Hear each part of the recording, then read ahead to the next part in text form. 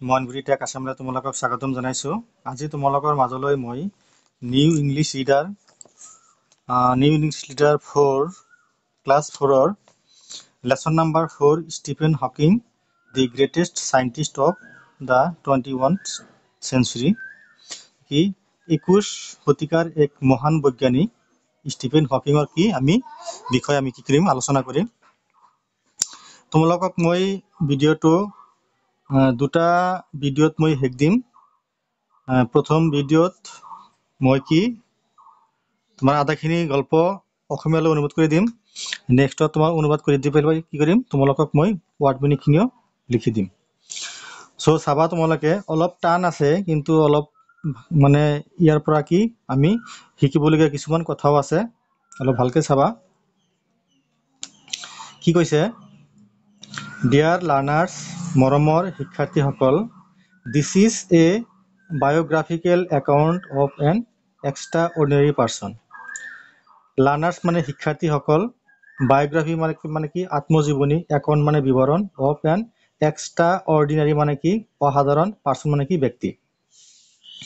Dear student, মৰমৰ শিক্ষাৰ্থীসকল, this is a biographical account of an extraordinary person.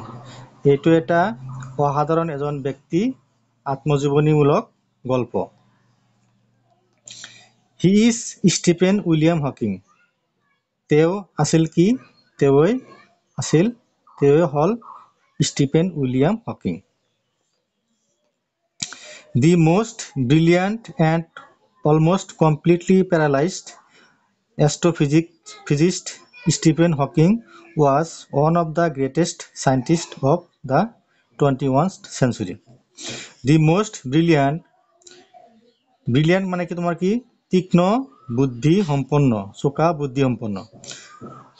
The most brilliant তীক্ষ্ণ বুদ্ধি চোকা সম্পন্ন and almost completely paralyzed আৰু সম্পূৰ্ণৰূপে কি পক্ষাঘাতগ্ৰস্ত ব্যক্তি এষ্ট্ৰফিজিক্স এই জ্যোতি পদাৰ্থ বিজ্ঞানীজন Stephen William Hawking was one of the greatest scientists of 21st century. কি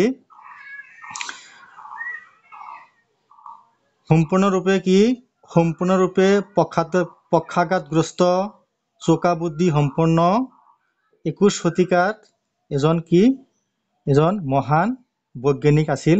তেওঁ আছিল Stephen William Hawking.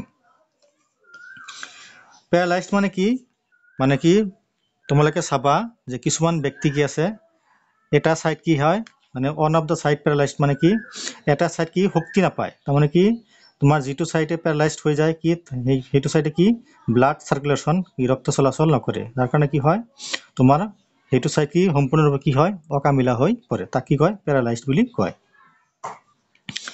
We are greatly astonished at his achievement. আমি তেওঁৰ কৰ্মৰাজিৰ বিষয়ে কি বিশেষভাৱে কি অনুপ্ৰাণিত। এষ্টনিছড মানে কি বিস্মিত, এচিভমেণ্ট মানে কি তেওঁৰ অৱদানসমূহ। We are greatly astonished at his achievement. আমি তেওঁৰ কৰ্মৰাজিৰ বিষয়ে সম্পূৰ্ণৰূপে কি অনুপ্ৰাণিত। এ ব্ৰিটিছ কসমলজিষ্ট, এজন ইংৰাজ কসমলজিষ্ট মানে কি তোমাৰ মহাবিশ্ব তত্ত্ববিদ, যিয়ে কি মহাবিশ্বক লৈ কি কৰে গৱেষণা কৰে। সেই বিষয়টোৰ নাম কি হৈছে তোমাৰ কসমলজিষ্ট।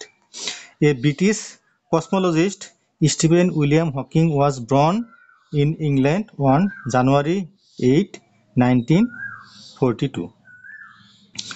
এজন ইংৰাজ মহাবিশ্ব তত্ত্ববিদ ষ্টিফেন উইলিয়াম হকিঙে কি কৰিছিল ইংলেণ্ডত 1942 চনৰ 8 জানুৱাৰী তাৰিখে জন্মগ্ৰহণ কৰিছিল। 300 years to the day after the death the astronomer Galileo Galilei কি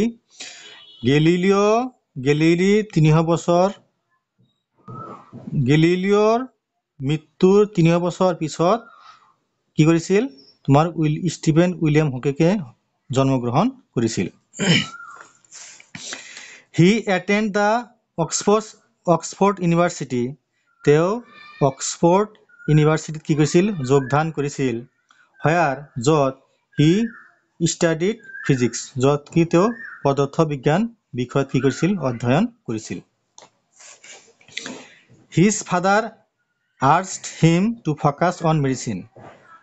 His father urged him, তেওঁৰ দেউতাকে তেওঁক বিচাৰিছিল, ইচ্ছা কৰিছিল, to focus on medicine, কি চিকিৎসা বিজ্ঞান বিষয়ত কি মনোনিৱেশ হোৱাটো কি তেওঁ বিচাৰিছিল। তাৰমানে কি তোমাৰ ষ্টিফেন উইলিয়াম হকিঙৰ দেউতাক কি আছিল এজন চিকিৎসা বিজ্ঞান বিষয়ত কি আছিল ডক্টৰ আছিল। সেইকাৰণে কি তেওঁ বিচাৰিছিল কি মোৰ পুতেকে কি কৰক, মোৰ পুতেকেও কি চিকিৎসা বিজ্ঞান বিষয়ত কি কৰক মনোনিৱেশ কৰক আৰু কি ডক্টৰেট উপাধি লাভ কৰক। সেই কৈছে কি হিজ ফাদাৰ আৰ্জড হিম, তেওঁৰ দেউতাকে তেওঁক বিচাৰিছিল, মনোনিৱেশ হোৱাটো বিচাৰিছিল, টু ফ'কাছ অন মেডিচিন বিষয়ত, কি তেওঁৰ দেউতাকে তেওঁক মেডিচিন বিষয়ত মনোনিৱেশ হোৱাটো কি বিচাৰিছিল। বাট কিন্তু ষ্টিফেন ৱেণ্ট টু কেম্ব্ৰিজ, ষ্টিফেনে কি কেম্ব্ৰিজলৈ গৈছিল, টু ৰিচাৰ্চ কসমলজি, আৰু তাত কি কৰিছিল কসমলজিৰ বিষয়ে কি কৰিছিল গৱেষণা কৰিছিল। ৰিচাৰ্চ মানে কি গৱেষণা কৰা। The study of the universe as a whole, মহাবিশ্ব তত্ত্বৰ বিষয়ে কি কৰিছিল তাত তেওঁ গৱেষণা কৰিছিল। হোল মানে সমগ্ৰ, ইউনিভাৰ্ছ মানে কি বিশ্ব, কি তেওঁ কিন্তু ষ্টিফেন উইলিয়াম হকিঙে কি কৰিছিল কেম্ব্ৰিজলৈ গৈছিল আৰু তাত তেওঁ মহাবিশ্ব তত্ত্বৰ বিভিন্ন সূত্ৰসমূহৰ বিষয়ে কি কৰিছিল গৱেষণা কৰিছিল। ইন আৰ্লি 1963, 1963 চনৰ প্ৰথম ভাগতে, জাষ্ট চাই অফ হিজ 21st বাৰ্থডে, তেওঁৰ 21তম জন্মদিনৰ আগমুহূৰ্তত, Hawking was diagnosed with motor neuron disease, নেকি হকিঙে কি মটৰ নিউৰন ডিজিজত কি কৰিছিল আক্ৰান্ত হৈছিল। মটৰ নিউৰন ডিজিজ মানে কি, মটৰ মানে কি তোমাৰ কি এক বিৰাট প্ৰেৰণাদায়ক বেমাৰ, নিউৰন মানে কি নাৰ্ভ, ডিজিজ মানে কি বেমাৰ, তাৰমানে কি এইটো বেমাৰ কি হয় তোমাৰ নাৰ্ভত হয়। সেই বেমাৰটো নাৰ্ভত হ'লে কি হয় মানুহ লাহে লাহে দিনে দিনে কি অকামিলা হৈ পৰে, গোটেই দেহটো কি হয় একেবাৰে পেৰালাইজড হৈ পৰে আৰু কি ক্ৰমান্বয়ে মৃত্যুমুখত পৰে। কৈছে কি Hawking was diagnosed with motor neuron disease, কি হকিঙে মটৰ নিউৰন ডিজিজ নামৰ কি এক বেমাৰত কি হৈছিল আক্ৰান্ত হৈছিল। মোৰ কমনলি নন এজ ল গেহেৰিটছ ডিজিজ অৰ ইমিঅ'ট্ৰফিকেল লেটাৰেল স্ক্লেৰ'চিছ, যাক কি কোৱা হয়, যাক সাধাৰণতে ল গেহেৰিট ডিজিজ নাইবা কি এমিঅ'ট্ৰফিক লেটাৰেল স্ক্লেৰ'চিছ সংক্ষেপে কি ALS বুলি কোৱা হয়। এমিঅ'ট্ৰফিক মানে কি, এমিঅ'ট্ৰফিক মানে তোমাৰ স্নায়ুৰ ৰোগ। আমাৰ দেহত কি থাকে, আমাৰ দেহত হাজাৰ হাজাৰ কি থাকে স্নায়ু কোষ থাকে, যিবোৰ কি কৰে দেহৰ বিভিন্ন কাম কৰাত কি কৰে সহায় কৰে। লেটাৰেল মানে কি পাৰ্শ্বীয়, আৰু স্ক্লেৰ'চিছ মানে কি ধমনীযুক্ত। ধমনী মানে কি তোমাৰ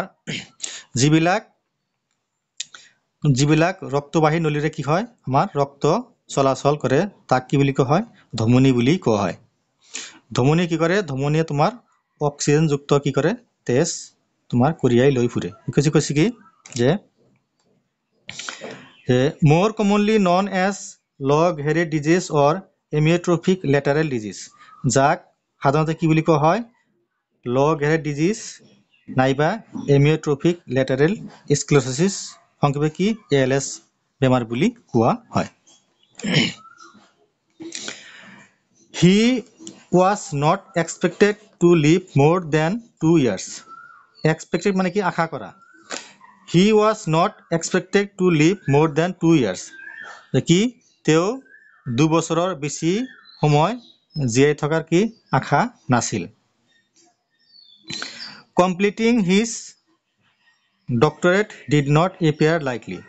তেওঁৰ ডক্টৰেট ডিগ্ৰীটো সম্পূৰ্ণ হোৱাৰ আশা নাছিল। Yet তথাপি মাছ টু ছাৰপ্ৰাইজ, সকলোবোৰক কি আচৰিত কৰি পেলাই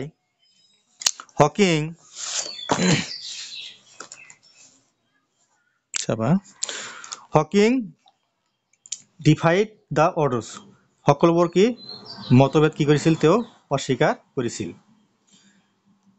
হি not only attained his PhD, তেওঁ কেৱল মাত্ৰ PhD ডিগ্ৰী কি লাভ কৰা নাছিল, বাট কিন্তু অলছো ইয়াৰ উপৰিও forged new roads into the understanding of universe in decades since, সেই সময়ৰ মহাবিশ্বৰ বিভিন্ন তথ্যসমূহ বিভিন্ন সূত্ৰসমূহ কি উদ্ভাৱন কৰিছিল কি মানুহে বুজিব পৰাকৈ।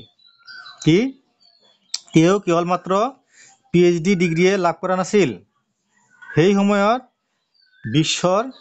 মহাবিশ্বৰ বিভিন্ন সূত্ৰসমূহ আৱিষ্কাৰ কৰি মানুহৰ মাজত বুজাব পৰাকৈ কি তথ্য দাঙি ধৰিছিল।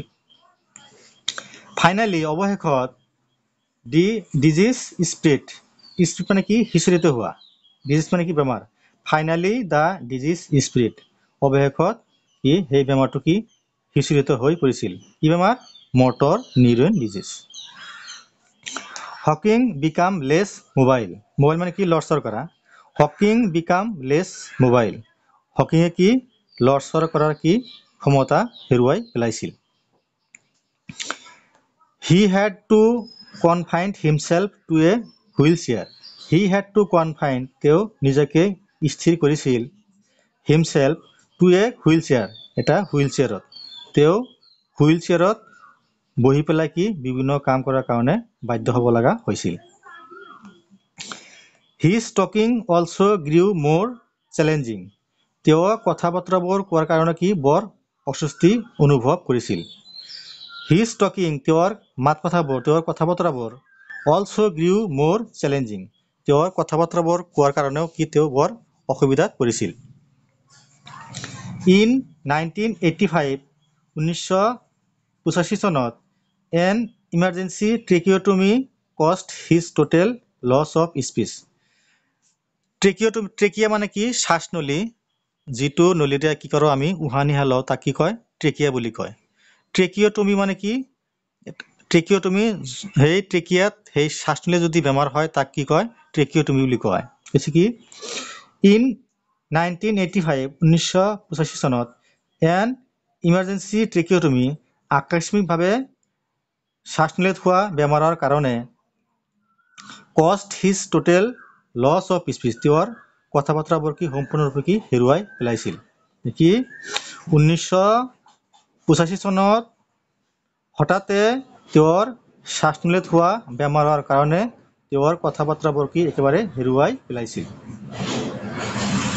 হি spoke only by punching buttons on a computer, he spoke তেওঁ কথা বতৰাবোৰ কৈছিল অনলি কেৱল মাত্ৰ বাই পাঞ্চিং টিপা মাৰি বুটাম টিপি, পাঞ্চিং বটমছ অন এ কম্পিউটাৰ, তেওঁ কেৱল মাত্ৰ কম্পিউটাৰ এটা বুটাম টিপিহে কি কৰিছিল তেওঁৰ কথা বতৰাবোৰ ক'বলৈ কি সক্ষম হৈছিল।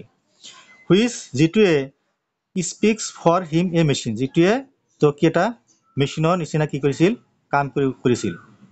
Like voice until his death, তেওঁৰ মৃত্যুৰ আগলৈকে এনেকৈ কি কথা বতৰাবোৰ তেওঁ কৈছিল। কি তেওঁৰ মৃত্যুৰ আগলৈকে তেওঁ কম্পিউটাৰৰ এটা বটম টিপি পেলাইহে তেওঁ কি কম্পিউটাৰৰ জৰিয়তে কি কথা বতৰাবোৰ কৈছিল। এ স্পীচ জেনেৰেটিং ডিভাইচ, এটা কথা বতৰা কোৱা মেচিন কনষ্ট্ৰাক্ট তেওঁ গঠন কৰিছিল এট কেম্ব্ৰিজত combined with a software program, যিটোৱে কি কৰিছিল এটা ছফ্টৱেৰ প্ৰগ্ৰামৰ লগত কি কৰিছিল সংযোগ কৰিছিল। চাৰ্ভড এজ হিজ ইলেক্ট্ৰনিক ভইচ, আৰু কি তেওঁৰ কথা বতৰাবোৰ কি হৈছিল ইলেক্ট্ৰনিক শব্দলৈ কি ৰূপান্তৰিত হৈছিল। কি কৈছিল কি তোমাৰ a speech generating device constructed at Cambridge, কি কেম্ব্ৰিজত ভাষণ প্ৰদানকাৰী এটা যন্ত্ৰ তেওঁ কি কৰিছিল আৱিষ্কাৰ কৰিছিল, যিটো combined with a software program, যিটো কি কৰিছিল যিটো এটা ছফ্টৱেৰ প্ৰগ্ৰামৰ লগত কি কৰিছিল সংযোগ কৰিছিল, আৰু সেই মেচিনটোৱে কি কৰিছিল শব্দবোৰ কি কৰিছিল ইলেক্ট্ৰনিক শব্দলৈ কি কৰিছিল ৰূপান্তৰিত কৰিছিল ইট এলাউড এইটোৱে Hawking to speech his words by moving the muscle in his cheek ইয়াৰ জৰিয়তে হকিঙে কিছুমান শব্দ বাছনি কৰিছিল বাই মুভিং দ্য মাচুল অ ইন হিজ চেক তেওঁৰ গালত থকা মাংসৰ জৰিয়তে কিছুমান শব্দ তেওঁ বাছনি কৰিছিল আৰু সেই মেচিনৰ জৰিয়তে তেওঁ কি কথা বাৰ্তাবোৰ ক'বলৈ সক্ষম হৈছিল তাৰমানে কি কৈছে বস্তুটো যে তোমাৰ যেটো ইলেক্ট্ৰনিক ডিভাইস মেচিনটো কি কৰিছিল এটা তোমাৰ কম্পিউটাৰৰ বটম টিপি পেলাই কি টিপিছিল আৰু এই কম্পিউটাৰৰ বটমটোৱে কি কৰিছিল তেওঁৰ কথা বাৰ্তাবোৰ কি ইলেক্ট্ৰনিক ৰূপলৈ কি শব্দলৈ কি ৰূপান্তৰিত কৰিছিল কিন্তু যেতিয়া তেওঁৰ একেবাৰে মাত কথা কি একেবাৰে নোহোৱা হৈছিল একেবাৰে লৰচৰ কৰিব পৰা নাছিল কি কৰিছিল একমাত্ৰ গালত থকা মাংসৰে কি কৰিছিল তেওঁ কম্পিউটাৰৰ বটমটো টিপিছিল টিপাৰ পিছত এই কম্পিউটাৰ বটমে কি কৰিছিল এই শব্দবোৰ কি কৰিছিল তেওঁ ইলেক্ট্ৰনিক ভয়েসলৈ কি কৰিছিল ৰূপান্তৰিত কৰিছিল এই কৈছে কি it allowed Hawking to select his words by moving the muscles in his cheek তেওঁৰ গালত থকা মাংসবোৰেৰে তেওঁ এই কম্পিউটাৰৰ বটমটোৰে কিছুমান শব্দ বাছনি কৰিছিল আৰু তাৰ জৰিয়তে তেওঁ কথা বতৰা ক'বলৈ সক্ষম হৈছিল সো নেক্সট ভিডিঅ'ত তোমালোকক মই এই নেক্সটখিনি আগবঢ়াম সো মোৰ চেনেল মইনবুৰি টেক আসাম তোমালোকে সাবস্ক্ৰাইব কৰিবা কমেন্ট কৰিবা আৰু নিয়মিতভাৱে চাই থাকিবা আৰু তোমালোকে কি কৰিবা চেপ্টাৰটো ফুল স্ক্ৰীন কৰি চাবা থ্যাংক ইউ